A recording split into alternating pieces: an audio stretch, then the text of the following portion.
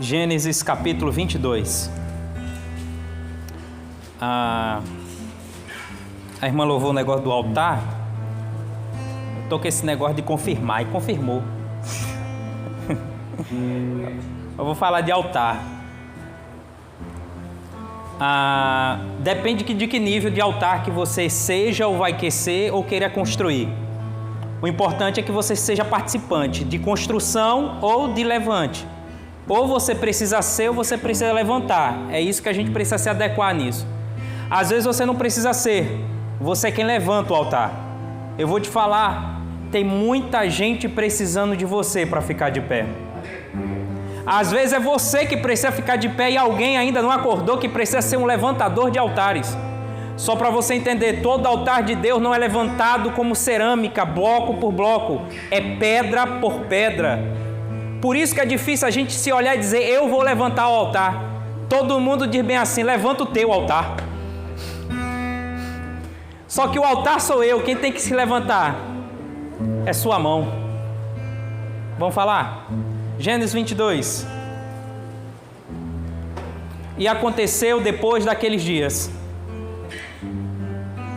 que o Senhor tentou, ou em algumas traduções vai dizer, provou Abraão e disse-lhe, Abraão, e disse Abraão, eis-me aqui, Senhor. E disse, toma agora o teu filho, o teu único filho, Isaque, a quem tu amas, e vai para a terra de Moriá, e oferecerei ali como oferta queimada sobre os montes que eu te direi. E Abraão levantou bem cedo de manhã e selou seu jumento, e tomou consigo 2 servos, Isaque seu filho, e cortou lenha para a oferta queimada, e se levantou, foi para o lugar que Deus lhe dissera. Então, ao 3º dia, Abraão levantou seus olhos e viu o lugar de longe. E Abraão disse aos seus servos, ficai aqui com o jumento e o menino e eu vamos adiante para adorar ao Senhor e logo voltaremos. Abraão pegou a lenha da oferta queimada e a colocou sobre Isaque seu filho. E a sua mão, a sua faca, foram os 2 juntos. Isaque falou a Abraão, seu pai, e disse, meu pai. E ele disse, eis-me aqui, meu filho. E ele disse, eis o fogo, eis a lenha, mas aonde está o cordeiro para a oferta queimada? Abraão disse, meu filho, Deus proverá para si um cordeiro. Para a oferta queimada, então foram 2 juntos. E ele, chegando ao lugar aonde Deus lhe dissera, Abraão construiu ali um altar, e pôs em ordem a lenha, amarrou Isaque seu filho, e pôs ele no altar sobre a lenha. Pode se assentar, no nome de Jesus. Escute isso aqui. Toda ordem é difícil ser atendida, porque a ordem está debaixo de algo que eu não quero fazer. Toda ordem está difícil ser atendida, porque contradiz o que eu penso e o que eu estou vivendo para obedecer. Toda ordem é difícil. É dada uma ordem na sociedade, é difícil ser cumprida pela realidade que nós vivemos. É dar uma ordem ao filho, mas é difícil pela realidade e mentalidade que ele tem a obedecer. Não é diferente de nós. Quando Deus dá uma ordem, observamos critérios para obedecer essas ordens. Não somos imediatistas em obedecer, somos imediatistas em pedir. Só que toda obediência gerada em nós é gerada por causa de uma ordem de Deus na minha vida. Eu não sou obediente de nascença, eu sou obediente pela influência. Pegue isso aqui, você não nasceu obediente, você se tornou para que as coisas acontecessem.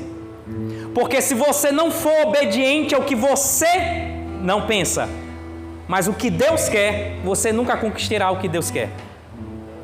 Entenda uma coisa, o que você tem hoje, ou o que você pensa em ter, você tem que obedecer a regras que contradizem o que você quer. Quando eu falo em contradizer, não é quebrar princípios, isso é pecado. Quando eu falo em contradizer, você vai ser rico, Pastor, rico, você vai cantar, pastor, com essa voz. Por quê? Porque toda ordem dada por Deus contradiz a realidade que eu vivo. Quando Deus dá uma ordem, Ele não olha para a realidade atual que você vive. Quando Ele te dá uma ordem, Ele olha para o que você vai aprender com o processo que você viver debaixo da ordem que você está cumprindo. Falei rápido ou você entendeu?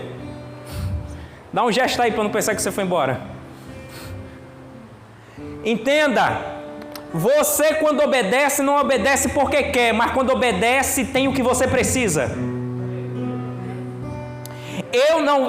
Escute isso, eu não venho à igreja porque quero, venho à igreja porque preciso, e quando eu preciso, eu tenho. E por causa da minha precisão inteira, Ele me dá, não porque eu quis, mas porque eu precisava ter. É as misericórdias deles que são a causa de não sermos consumidos, não são os nossos choros. Não é o que eu reclamo no altar que Ele me dá, é a obediência que eu tenho no altar que Ele me oferece. Se toda vez que eu vim para a igreja achando que as minhas lágrimas, ou minhas reclamações, ou as minhas dores, vai mover Deus, não vai. O que vai mover Deus é a obediência que eu tenho para com Ele. Diante disso tudo, coisas acontecem na nossa vida quando estamos debaixo de obediência. Por que isso? Capítulo 12 do livro de Gênesis conta a história desse homem, que aos 75 anos ele é chamado como menino, dizendo bem assim: Abraão, sê tu uma bênção, e eu farei da sua nação uma bênção. Escute isso. Ele tinha uma família capaz, obrigado. Ele tinha uma família pronta. Ele tinha tudo aos nossos olhares materiais para ser feliz. Ele tinha esposa, ele tinha servos, ele tinha dinheiro, ele tinha pai, ele tinha mãe, e a melhor coisa, Neymar, ele morava na casa do pai e não pagava aluguel. Não pagava aluguel. Eu imagino que ele é aquele cara que diz bem assim: pai, casei.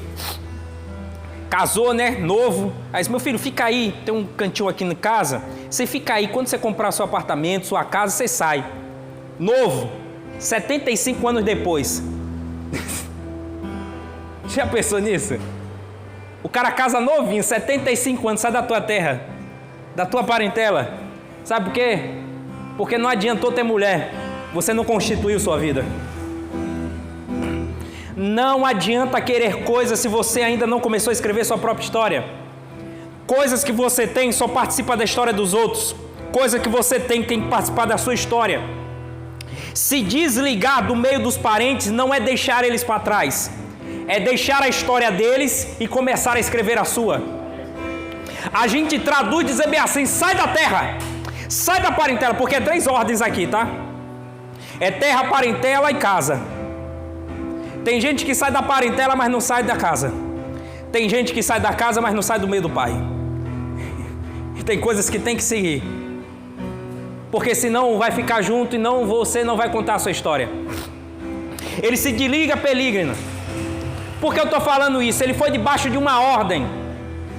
Gênesis capítulo 41, versículo 9, se eu não me engano, vai falar que debaixo de uma ordem ele é dotado. Em Isaías capítulo 41, versículo 9, vai dizer que dentre todas as gerações que teve, Abraão é o único que é chamado de amigo de Deus. Você escutou isso aqui? Dentre todas as gerações que teve, Hebreus diz que ele é íntimo do Pai. Por que intimidade? Por que amigo? Porque, olha só isso aqui, relacionamento de amizade. É eu questionar, mas acreditar na palavra dele. Pastor, eu posso questionar Deus? Pode, você não pode pecar contra ele. Por quê? Porque Jó questionou, mas não se encontrou nele nenhum princípio quebrado por causa dos seus questionamentos. Às vezes você se desliga de Deus porque acha que os seus gritos, suas dores, suas reclamações, vergonha de contar coisas em um gabinete ou em uma oração, vergonha de fazer oração, achando que Deus está com raiva ou vai ficar reclamando que você está repetindo o que você quer. De verdade, Deus não está preocupado no que você fala, Deus está preocupado quantas vezes você está falando com Ele. As palavras pouco importam, importante é a aproximação do que você tem com Ele. Porque de verdade o Espírito Santo é quem nos ensina a orar, porque eu não sei orar. É Ele que interpreta o que eu falo. Tem coisas que eu falo com Deus que eu não deveria falar. O Espírito Santo no meio do intermediário corta o Wi-Fi dizendo, não é assim que Ele queria falar, Deus. É assim, Ele está com a mente confusa, está dolorido, foi decepcionado. Deixa eu interpretar para o Senhor não castigar Ele. O Espírito Santo intercede por nós com gemidos inexprimíveis, dizendo, tenha calma porque eu sei o que você está sentindo e não é por aí que acontecem essas coisas. Debaixo de uma ordem eu saio, debaixo de uma ordem eu quero escrever a minha vida, mas debaixo de obediência que eu concluo ela. Coisas acontecem na nossa vida por causa da nossa obediência. Obedecer é fazer o que eu não quero para obter o que eu preciso. Obedecer é fazer o que eu não quero para obter o que eu preciso. Eu sou pai, eu fico satisfeito. Pode bater no pé, fazendo bico, chutando o chão, jogando a chinela longe, mas vai fazer o que eu mando. Não porque eu mandei, mas porque está aprendendo alguma coisa fazendo o que eu mandei. Para quem manda, não é autoridade. A autoridade é o exemplo de quem está mandando. Eu não mando porque tem uma autoridade acima de você. Eu mando porque eu tenho um exemplo a mais acima de você. Por isso que eu sei da ordem que eu te dou. Isso é Deus. Ele sabe o que Ele está falando. Ele sai do meio da parentela, capítulo 13 do livro de Gênesis, fala que agora, ele saindo da área dos pais, ele começa a constituir sua história. Ele cuidando e acreditando no único só Deus, ele começa a fazer um altar. O primeiro altar dele é no capítulo 13, Gênesis. Ele faz um altar simples. Mas por que esse altar, pastor? Quem está debaixo de uma ordem tem que deixar marca por onde passa, para ter certeza que as pessoas olhem e saibam de quem você está obedecendo. Pegou isso aqui não? Qual é os altares que você constrói dentro do teu ambiente familiar para as pessoas saberem de quem você está obedecendo? Você já parou para pensar que você quer ser exemplo de Deus, mas você não constrói nada para que as pessoas tenham ligação daquilo que você está falando? Você não deixa referência nenhuma depois que você sai. Você não deixa referência nenhuma depois que a porta fecha, você sai. Você não deixa referência nenhuma depois que você deixa seu filho lá na escola. A referência é o altar. Lembre-se, ou você é um ou você é construtor de um. E eu acho que quando Deus nos dá uma ordem, eu sou apto a começar a construir.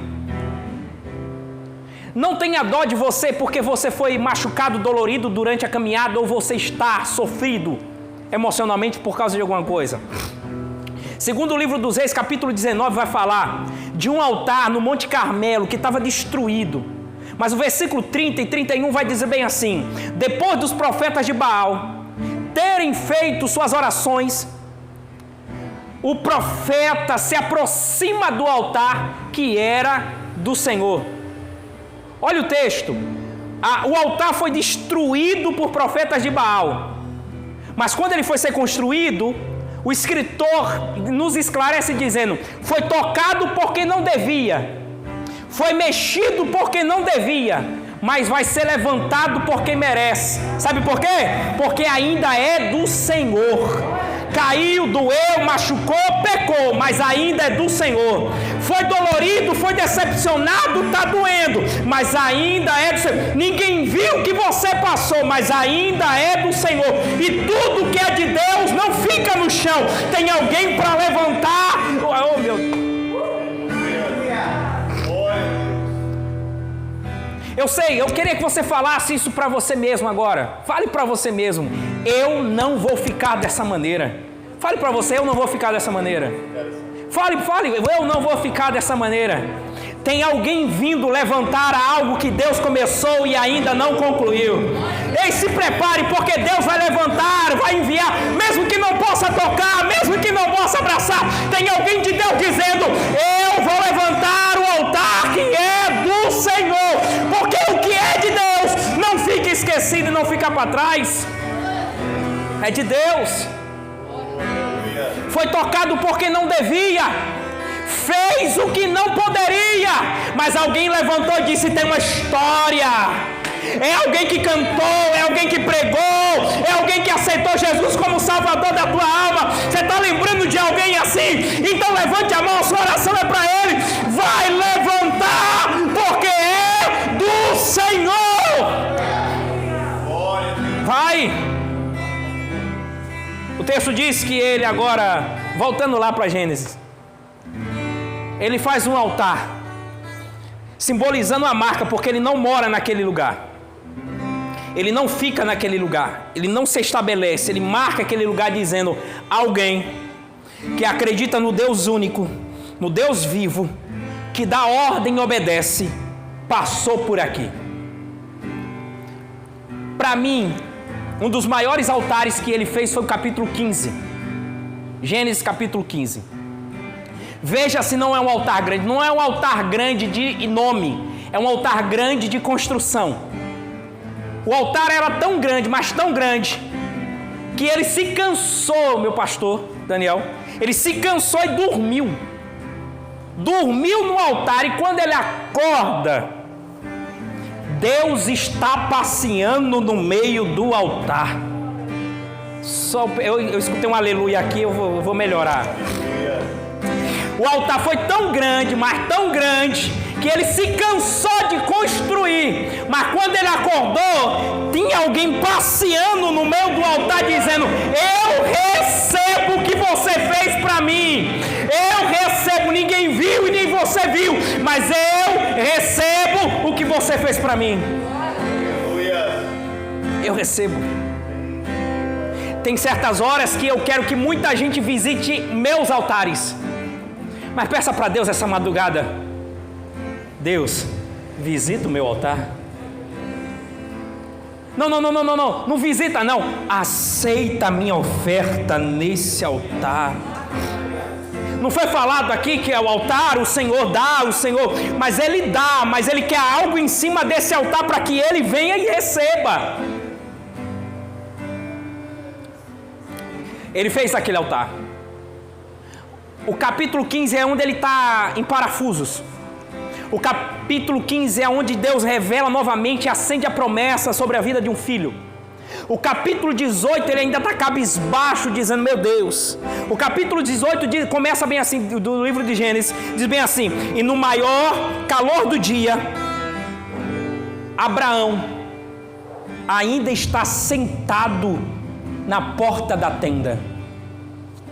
Eu acho, achismo teológico, eu acho que ele fez o altar, Deus recebeu, Deus visitou, assim como Deus visita você em todos os cultos. Mas quando eu chego em casa, quando eu chego na minha realidade, eu sento e paro e não consigo reagir da mesma maneira que eu reajo dentro da igreja. Você pegou isso aqui?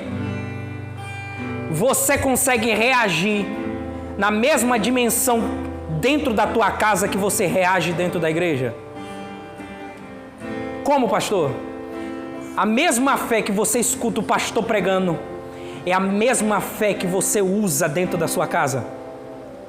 A mesma fé, a mesma entrega que você, quando vê o ministério louvando, é a mesma entrega que você faz dentro de casa. Então tem certas coisas que Deus vai nos confrontar, não é na igreja. Isso aqui não é confronto. Isso aqui é esclarecimento. Ele vai te confrontar na porta da tua casa. No maior calor do dia. Qual é o maior calor do dia? Meio-dia, o sol tinindo na testa. Ele sentado na calçada, imagine, sentado na calçada, o maior calor do dia, Wesley. Tá quente ou não tá quente? Tá quente ou não tá quente? Dá até para dar hérnia. Sentado, quente. Dá ruim. Sabe por quê? Porque quem não consegue reagir na mesma maneira na construção do altar, passa de cabeça quente na porta da tua casa. Só que o mais interessante é o mesmo Deus que visita o altar, visitou ele na porta da casa dele. O texto diz, capítulo 18 de Gênesis, e no meio dos carvalhais de Mamre, vem 3 seres celestiais, grandes e poderosos, e Abraão diz: Senhor, o Senhor acabou de me visitar na minha tenda. Oh, entenda isso aqui. Deus não visita só a igreja, Deus visita a casa também, Deus visita quarto, Deus visita o leito, Deus visita o pai, a mãe. Sabe por quê? Porque aquilo que você está fazendo vai refletir lá. É lá. Pastor, ele não me escuta, ela não me escuta, não se preocupa não. É Sara que está lá dentro, mas é você que está na porta recebendo visita.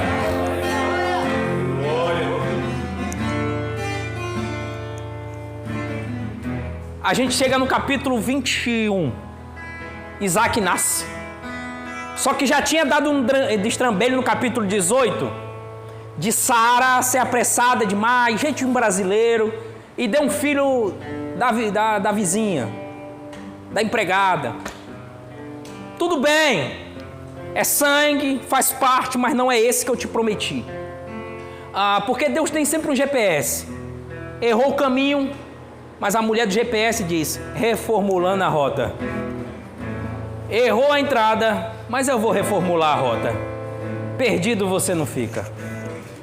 Falhou no caminho, mas vou reformular a rota.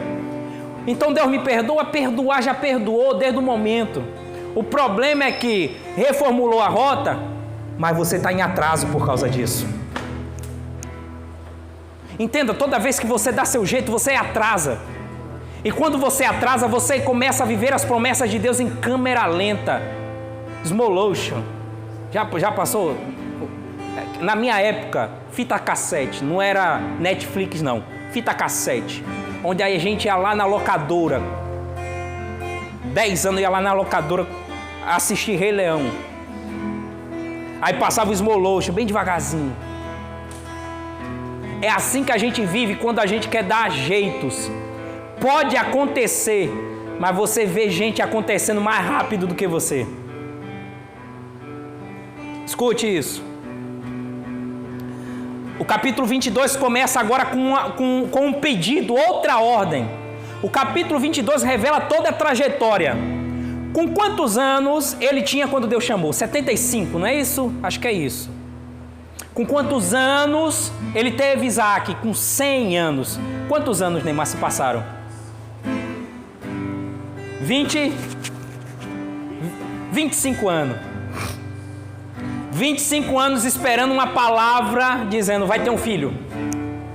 Mas entenda uma coisa: nós nos prendemos à promessa do filho. Só que a ordem e a promessa dada no capítulo 12 não foi somente de te dar um filho. A primeira ordem é: se tu aí sim a tua descendência será. Nunca terás nada se você primeiro não for. Dá para entender que eu me empreendo o que ele quer, o que eu acho que ele tem que me dar, e eu esqueço quem eu tenho que ser? Porque para eu ter alguma coisa debaixo de uma promessa, primeiro eu tenho que ser, não ter. Quem tem antes de ter, fracassa. Então ele não estava preso, ele aceitou uma bênção. O capítulo 19 diz bem assim, se eu não me engano, de Gênesis, diz bem assim: anda na minha presença e ser perfeito. Eu não sei você, eu bati minha cabeça dizendo: ser perfeito, como homem pode ser perfeito? Se a gente prega na igreja que ninguém é perfeito, se a gente prega na igreja que só Deus é perfeito, o Senhor manda ser um homem ser perfeito, como pode ser perfeito? Eu não sou perfeito, eu não sou perfeito. Só que no Gênesis ele formou o homem, ele disse que a obra dele era perfeita. E ele diz bem assim, formou o homem e disse que era bom. E eu não sou perfeito por causa da perfeição que eu dou para você. Eu sou perfeito por causa do que ele construiu em mim. Porque a perfeição que eu quero, que as pessoas fazem comigo. E a perfeição que Deus quer é o que eu tenho que fazer com Ele. Ele disse, anda na minha presença e ser. Ele disse, anda com Sara e vai ser perfeito. Anda com Beltrano e ser perfeito. Não. Ele não mandou andar com seres, homens. Ele disse, anda na minha presença e ser perfeito. É andar com Ele que me traz o que eu preciso. Resume isso aqui. Capítulo 22 começa debaixo de outra ordem. E aconteceu de todas essas coisas, 25 anos depois. Capítulo 22 de Gênesis, 21, no nascimento do menino, depois de desamamentar ele, o menino tem que passar por um ritual judaico. E ele faz um banquete. E esse banquete é uma festa. Capítulo 22. Alguns anos depois, Flávio Joséfo vai dizer, historiador, vai dizer que o menino tinha de 12 a 14 anos. Não sei. Só que ele tinha bem inteligência para perguntar ao pai algumas coisas. Depois de todas essas coisas, o Senhor aparece a Abraão dizendo, Abraão, eu quero o teu filho, o teu único filho, a quem você ama. Peraí, ele só tinha um filho? Não tinha um filho, ele tinha 2. Só que Deus preparou e reservou um. O primeiro foi falha minha. Existir, ele existe. Participar de alguma coisa, ele vai participar. Mas não é a concretização de uma promessa. Então, é o que eu te dei, eu quero. E perceba, quando eu li isso aqui, eu fiquei estarrecido com Deus, porque é um Deus que dá, é um Deus que toma. Eu disse, eu não prego um Deus que dá, depois toma. Um Deus que me dá, que eu vou matar, mata. Eu não preciso. Que Deus é esse? Só que eu queria que você entendesse uma coisa. Deus queria uma coisa. Ele diz bem assim, me dá o teu filho, o teu único filho, a quem tu amas. Está aí a resposta. Eu quero quem você ama. Eu quero quem você ama. E a gente tem que tirar algumas barreiras para entender o que é amor. A 1 Coríntios capítulo 13 vai dizer que o amor não é só um sentimento de um homem para com a mulher. Não é um sentimento de beijos e abraços. Amor é um sentimento de respeito. A minha esposa esses dias, esses dias agora, ela falou alguma coisa, eu falei, as pessoas têm que entender que o amor não é igual a melancia, não é igual a maçã. O amor é igual a laranja. Depois que você tira a casca, tem vários gomos. Não são sentimentos carnais. Capítulo 13 vai dizer que o amor, capítulo 13 de Coríntios vai dizer que o amor é justiça. O amor é sofredor. Eu fui feito para sofrer? Não. Mas se for para fazer outro sorrir, eu nego a mim mesmo. Só para você entender o que ele disse, é amor que eu quero. Porque só quem constrói amor é quem tem coração. Você botou o seu coração naquilo que eu te dei, você esqueceu quem eu sou. Volta o teu coração para mim, continua amando o teu filho, mas volta o teu coração para mim. Por favor, pegue isso aqui. Continue amando quem você tem que amar, mas volte o coração para ele. As pessoas estão se esfriando na fé porque estão colocando o coração naquilo que Deus deu, não naquilo que Deus é. Por isso que você sofre. Você sofre porque coloca o coração naquilo que é temporal. Você tem que colocar o coração naquilo que é eterno. Foi falado aqui, lembrei, Provérbios. Guarda o teu, porque dele é o escape, a saída, a fuga, o refúgio da tua vida. Toda vez que alguém te machucar, você tem para onde ir. Sem precisar ir para o braço de alguém, você tem alguém seguro para segurar. Porque se você não acredita em você mesmo, não adianta se lançar no braço dos outros. Tem certas horas que eu preciso de um abraço, amigo? Chora comigo. Só que não é ele que vai resolver, é o teu coração. Vai acalentar, mas não vai resolver. Quem resolve é o seu coração. É a impulsão do seu coração. Volta para mim o teu coração. Vou concluir. Vai para a terra que eu te mandar novamente. De novo. Vai para a terra de Moriá. E lá eu te mostrarei o lugar para você oferecer algo a mim. Escute isso.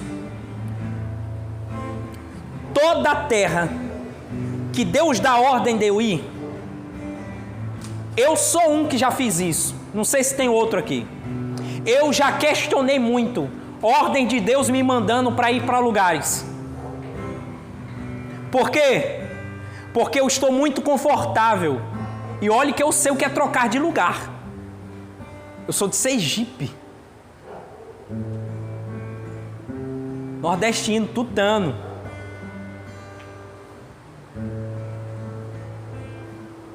Mas sair do conforto daquilo que você construiu, você acha que você vai ser aquele cara dos filmes, que você constrói e você fica na varanda vendo seus filhos aproveitarem das suas obras.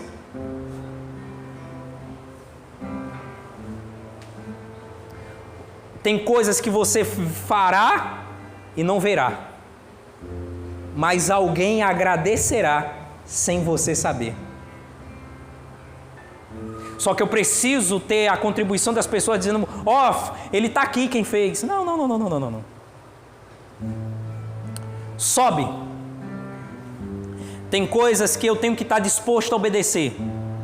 Porque se eu não tenho disponibilidade em obedecer aos lugares que Deus me manda ir, eu não tenho direito de questionar o que Ele tem que fazer comigo.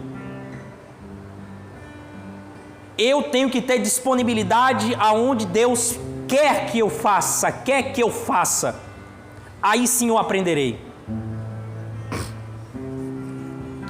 Ele sobe, pega logo cedo, terra de obediência, terra de ordem, terra de obediência, é terra de aliança.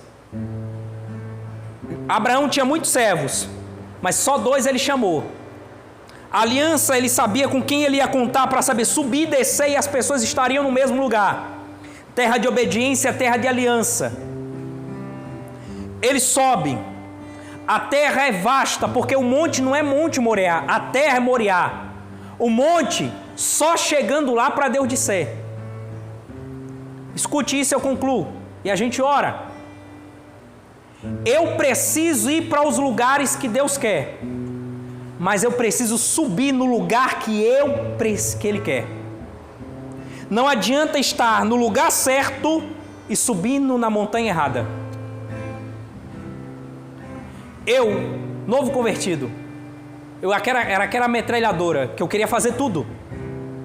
Eu estava no lugar certo, mas fazendo um monte de coisa errada. Por quê? Porque eu queria fazer. Era aquele ativismo dizendo vou até me encontrar. Só que aquele vou me encontrar, eu atirei para todo lado e não acertei nada. Eu preciso estar no lugar certo, fazendo o que é certo, para Deus me dar o certo. Não adianta só estar na igreja. Tem que fazer o certo, dentro do lugar certo. Porque fazendo o certo, que Deus revela a provisão dele na sua vida. Eu resumo, fique de pé, por favor, fique de pé.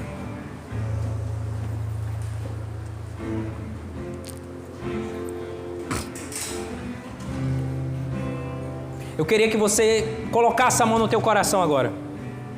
De tudo que eu falei, eu não sei se você se enquadra em algumas coisas, mas eu queria que você se colocasse agora. Quem é você?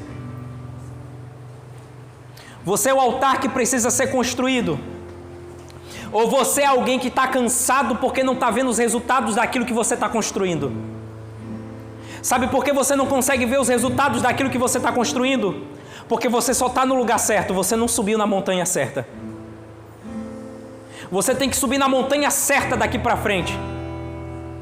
Você tem que pegar na mão certa, da pessoa certa, para a montanha certa. Pegue o Isaac que Deus te prometeu. Você o ama, mas o seu coração não pode estar nele. O seu coração está naquele que te dá ordem. E ele te deu uma ordem, e eu quero o que é teu. Eu quero que você ama. Quem você ama? Eu amo o Senhor. Eu queria que você entendesse isso aqui. No final de tudo, meus irmãos, Deus não queria Isaac.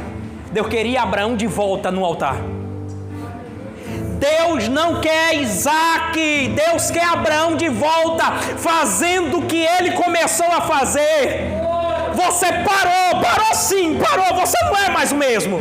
Então Deus vai confrontar você dizendo: eu quero o que é teu, eu quero quem você ama. Por quê? Porque você está muito calculista, está muito matemático, está muito sistemático, dizendo o que tem que fazer, o que tem que ser assim. Olha só, a ordem é essa: sobe na montanha e lá eu te revelarei o lugar.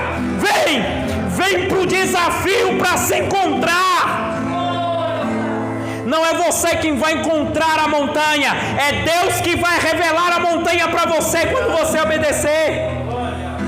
Você está perdido dizendo: pastor, eu estou fazendo tanto, eu estou orando em casa, está no lugar certo, mas está subindo a montanha errada, minha irmã. E está subindo desacompanhada. Tem que subir acompanhado nessa montanha. Tem que subir acompanhado. Quem é, pastor? Quem vai segurar a lenha para você? Ah, não pegou não, vou pegar para mim. Quem vai segurar o cutelo para você, minha amada, meu irmão? Quem? Ah, no final de tudo, quem vai trazer o fogo? Tem que subir acompanhado. Tem que subir acompanhado para entender. Deus não quer você sacrificando sua família. Deus só quer trazer de volta para o altar que você parou de construir. Feche seus olhos.